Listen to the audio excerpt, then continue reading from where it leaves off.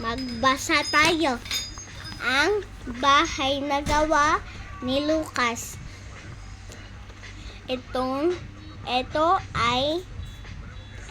ang bahay na gawa ni Lucas. Ito ang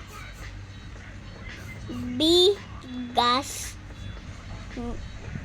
sa bahay na gawa ni Lucas.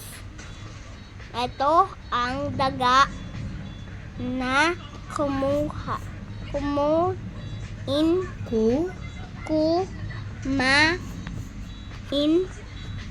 ng bigas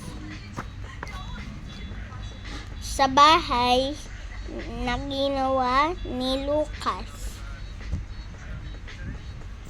Ito ang pusa na nakahuli sa daga na kumain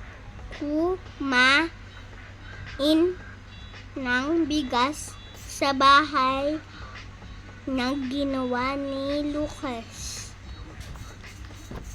Ito ang aso na humabol sa pusa na nakita na nakahuli sa daga na kumain ng bigas sa bahay na gawa ni Lucas. Ito ang baka sinaway.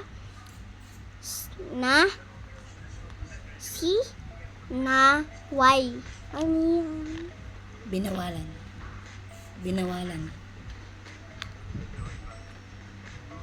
Ang aso na humabol sa pusa na